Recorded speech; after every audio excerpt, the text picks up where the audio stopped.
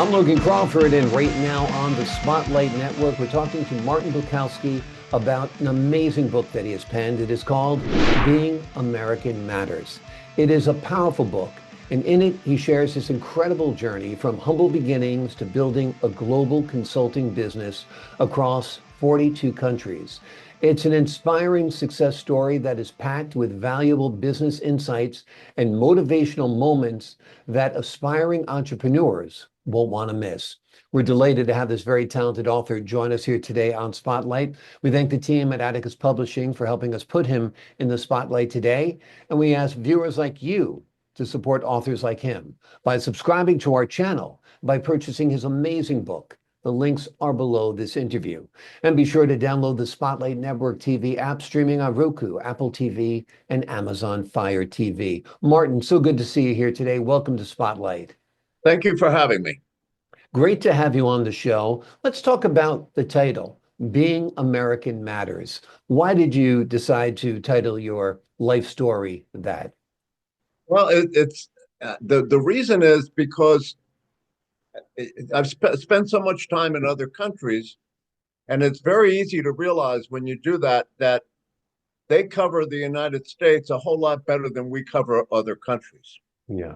And so these sort of rumors get built up about, oh, Americans are hated everywhere they go, and nobody likes them, and they think we're brash, and all these terrible things. But the truth is, in the business world, we're very, very well respected. Yeah. And it's true everywhere, even in places like Russia and almost virtually anywhere that I've been. The 46 countries I've been in, 42 I've done business in.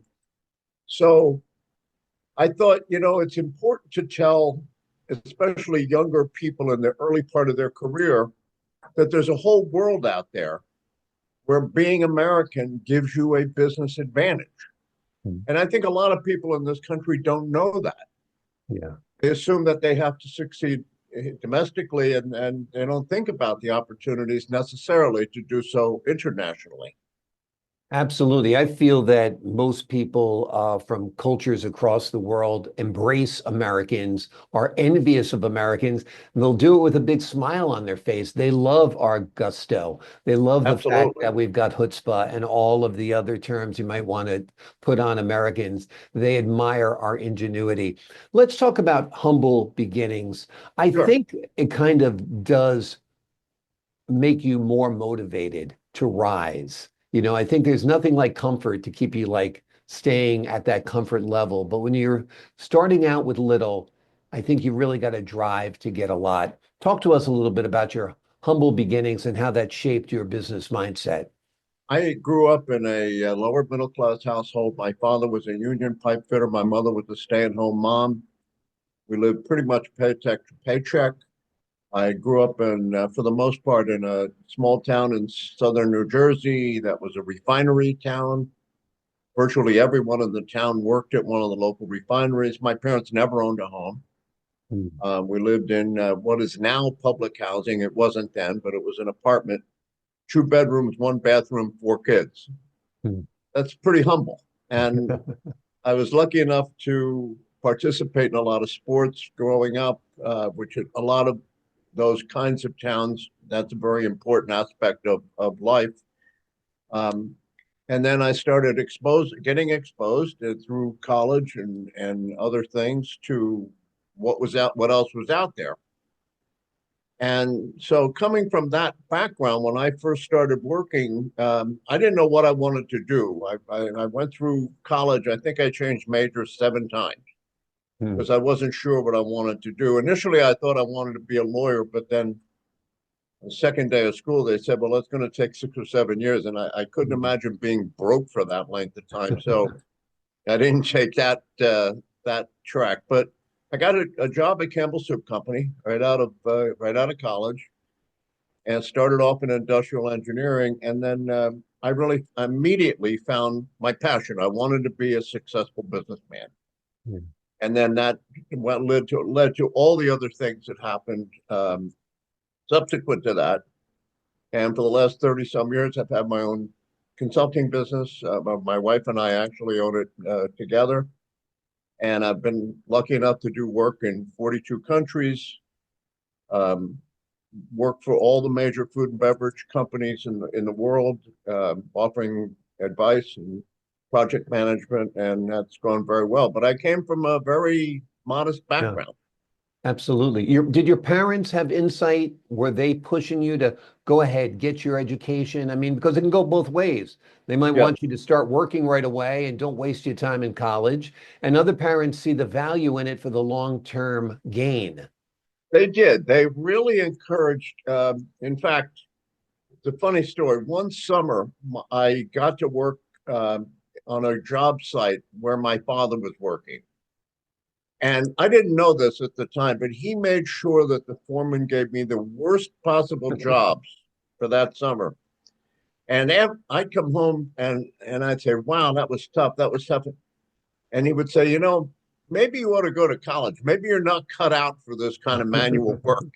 But I think he did it purposely. I'm sure he did, actually. In fact, later in life, he told me he did. So, Yeah. no, they were very encouraged. They encouraged us all four of us, to go to college, and we all did. And we did it, through state schools. We didn't go to Harvard or Yale or any of that stuff. We did it through the New Jersey system, um, and it all worked out. But no, they were very encouraged, very dignified people. They weren't wealthy. They didn't have money, much money and or anything for extras. Although we were always fed and clothed, and the house had heat, not air conditioning, but heat. Yeah. So yeah, they were very encouraging of us going out and seeking our opportunities.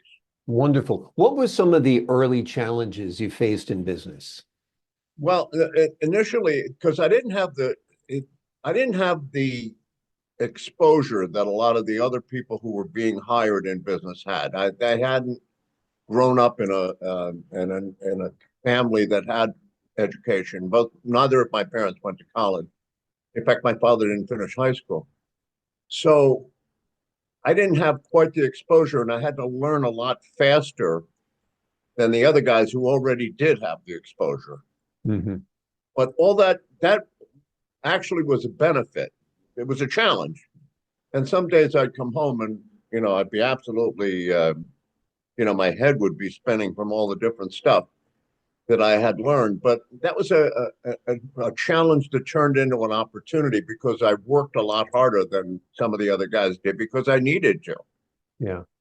Absolutely, absolutely. Like I said, in some ways, having humble beginnings is the best motivator to get your butt into gear and to go Yep. out there and make it. Um, Talk to us about your consulting business and how you brought it to 42 different countries and why you decided to strike out on your own as opposed to working within a corporation.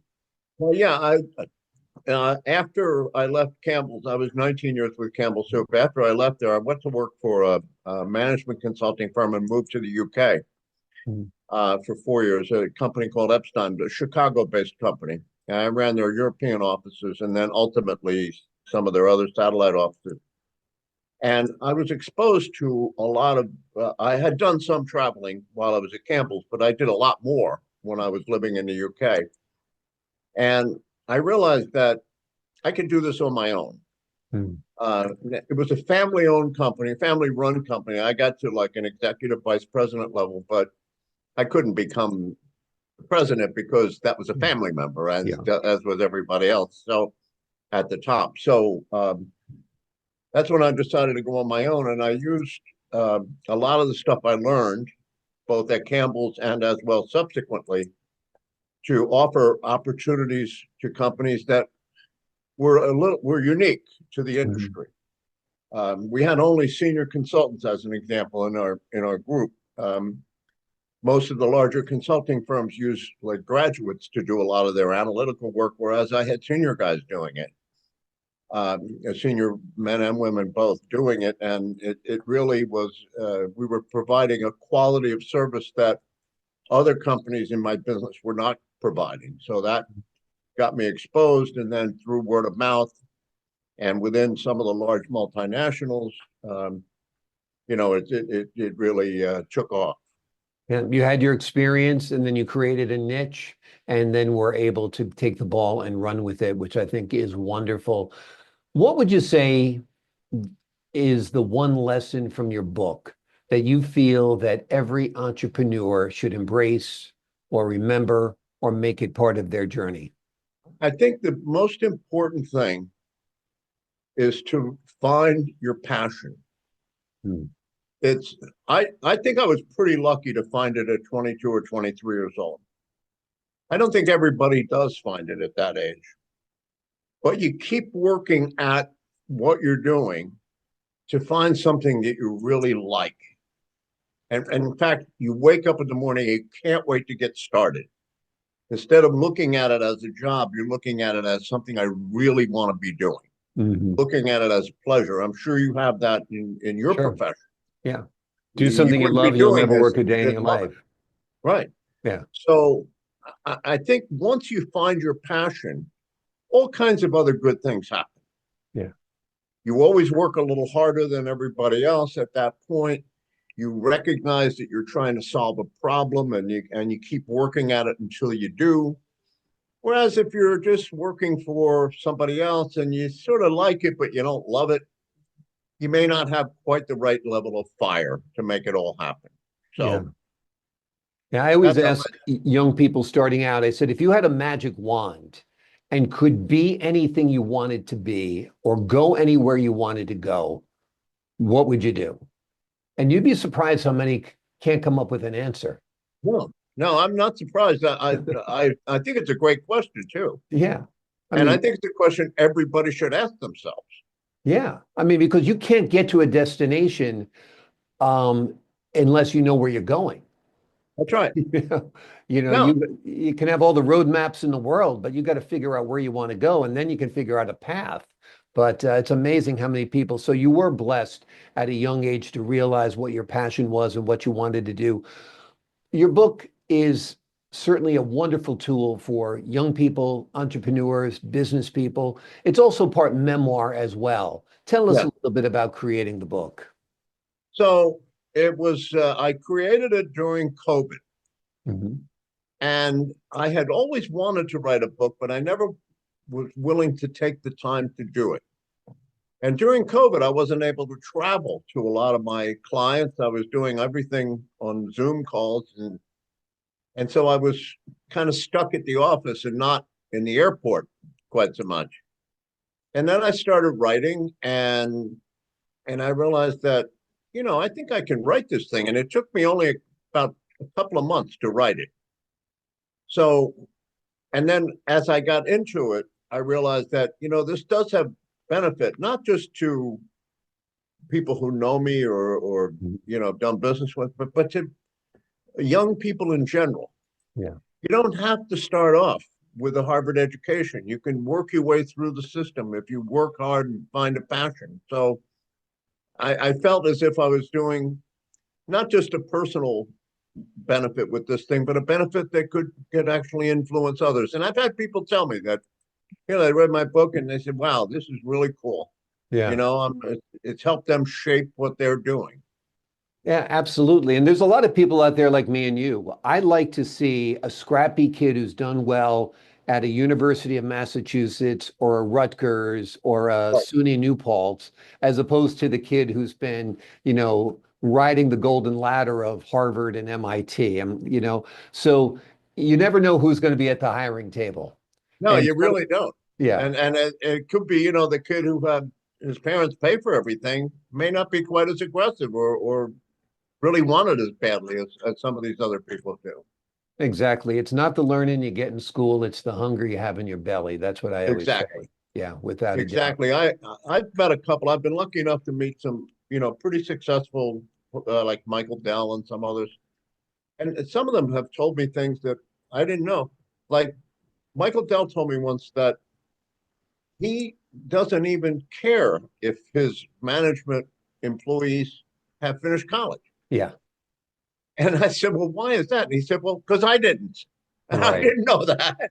Exactly, Oh, exactly. Especially in the tech world today, they realize that some of the greatest brains were actually too smart for college and yeah, felt it was a waste of time. And before they got through it, they said, you know what, I've got this idea for an app. I'm gonna get out there and build it, sure. I as mean, opposed to, Steve Jobs and Bill Gates and Mark Zuckerberg, they didn't finish, none of them finished yeah, college, so yeah, Michael Dell, and there's a lot of yeah, others. yeah. So yeah, very Let me interesting. let me ask you this, before we leave you. Do you feel the American dream is still alive today? Yeah, I think that was the other real motivation in writing the book. I really felt like the American dream was diminishing. Mhm. And I think some of that has to do with, our sort of the middle of our country being hollowed out with the 50,000 factories closing and lots of jobs leaving, and much more difficult now to own a home when you're first starting out. I mean, it was dead easy when I started out. My Mm. first home was $11,000. So Yeah. now, wow, it's Now a you have lot, to be a millionaire right off the bat. pretty I mean, much. in a lot, if you're living in a metropolitan area, a starter home that was $13,000 when you bought your first home is Right. now a million or close to a million. It's very close. I mean, Yeah, around here, yeah, absolutely. yeah, Probably you could squeeze by for 700,000 or 800,000. I yeah, mean, that's out of reach for somebody who's making minimum wage. yeah, So, or even a low level management job. So, yeah, so I think the American dream needs replenishment. yeah. I think we need another Levitt to build like another Levittown. There was one in Pennsylvania. There was one on Long Island. I mean, somebody's got some vision who's going to, fill a need. And certainly Oh, there are yeah. tons of Americans who need homes right now. The funny thing about him, I think you probably know the story. He died broke, I did Michael not know Levitt. that. He built, I don't know how many millions of homes, Right. and he sold the company and then he bought it back. But by the time he bought it back, that style of architecture had diminished. Hmm. But there's a Levittown almost everywhere. I mean, Wow. Jersey had one, Pennsylvania, New York, they all did. Every state, pretty much, Yeah. or a lot of states. But he wound up dying broke. But he changed the whole landscape of building of home owning. Exactly. Exactly. And we need that again. I Yes, mean, we do. it's We as need simple another as that. Michael Levitt. Yeah. Absolutely. Without a doubt. Well, on that note, we need another Martin Buchalski as well, but we don't need another one because we still got him. Are you still working? Yes, yes, I do. I work. I don't work like I once did, but I'm still giving it. Doing some good projects and having fun still, Yeah. and I'll continue doing it as long as I possibly can. Not working is overrated. Oh, I agree. Yeah. My wife always tells me, Marty, you never did a retirement plan. Oh, I never did. I Right. never wanted to. Right. Right. Exactly. Most of the people I know who are bored out of their minds are people who didn't realize that they could only wash their cars so many times a week, cut their grass so many times a week, go to lunch with their wives so many times a week. To stay challenged, to stay engaged, to stay part of the workforce on some level. I'm not saying put in 60, Yeah, 70, 80 hours a week like you did when you yeah, were 30, but yeah. to put in That's right. 20 to 30 hours a week, It doesn't so hurt. bad. It Yeah. doesn't hurt, and it makes you do everything else a little better too. Then you You know, appreciate your downtime a whole lot more, without a doubt. Yeah, I mean, otherwise you overthink everything, and I've seen it so much in colleagues of mine that have retired at 60 and 65 years old. They go stir crazy after a Yeah, while. How it's a many times caution. can you play golf in a week? You know what I mean? Exactly. It's a cautionary tale, without a doubt.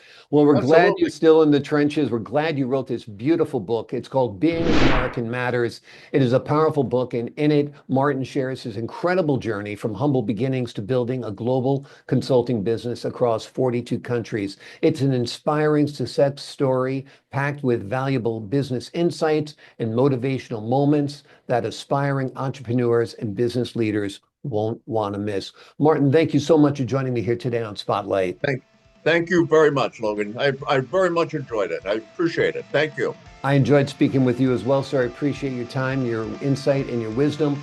To the folks at home, I'm Logan Crawford, thanking you for your time this time. Until next time on Spotlight. Thanks again.